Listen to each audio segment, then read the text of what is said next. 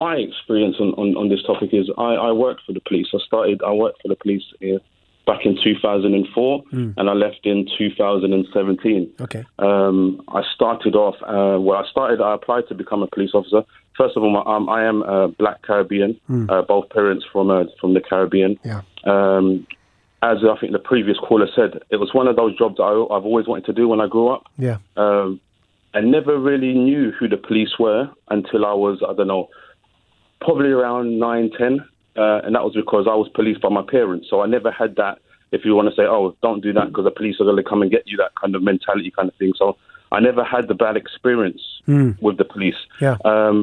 So then I joined, as I said, I think I was around 25 when I joined, 25, 26 when I joined. Right. I applied to be a police officer. I dipped the exam by 2%.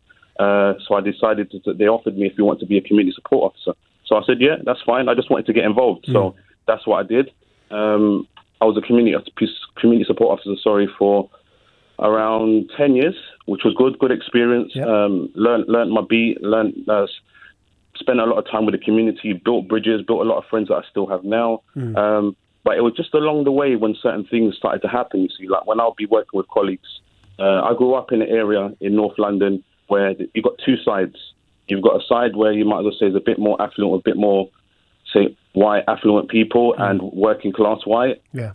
Mixture with obviously everyone else, but that was the predominant kind of like makeup. And then the bit that I was in was more working class, and that was a mixture of everyone. And one of my colleagues one day said to me, like, Stephen, Sam, where'd you grow up? And I said, well, I grew up on the other side of the borough. And he goes, is it? And I goes, yeah. And bearing in mind, this colleague was younger than me. And he goes, oh, okay. So what, you never been stopped by the police before? Like, what? How comes? And I looked at him and I thought to myself, wow, it's like, you obviously look at me different from you. And that's when my eyes started to open a bit more. And so would you say, Sam, that you say you've left now, right? Would you say you've left disillusioned, or? I left discouraged, and really? I left. That's a shame. Pretty ups. Oh, that's a shame. Yeah, tell us why. Because then after certain things started to happen, my eyes started to open. Because I was never one of these people.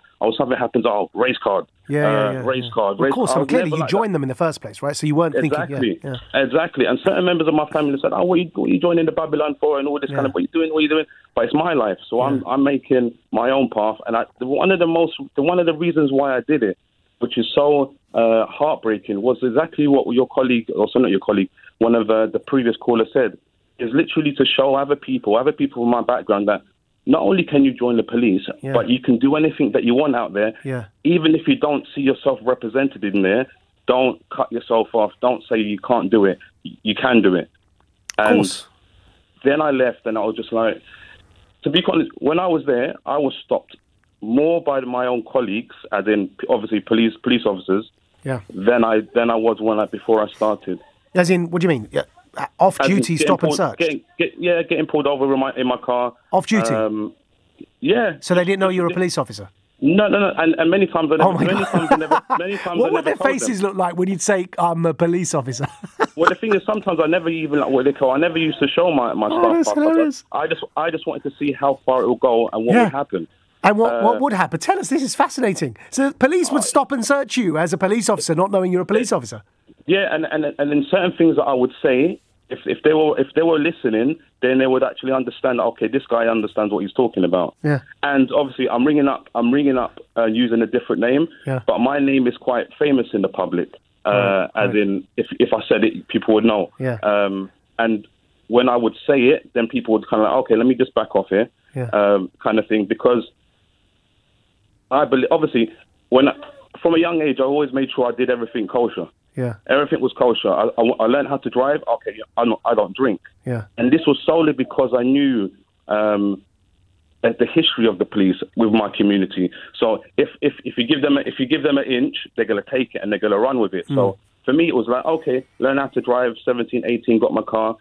Never touched a drop of alcohol. Yeah. It just wasn't me, because I just knew. So I tried to play down the line. So now when I joined and I was getting pulled over and stopped and stuff like that, everything was above board. Road tax, you know what I mean? Insurance. Were you getting everything stopped in your own area where you were policing? I remember once I literally just left work. I parked my car round the corner from the station because you couldn't park in the yard. Yeah. So I parked my car round the corner from the station. And the funny thing is, the same officer that stopped me, I passed them in the yard before I walked out through the back gate. Wow.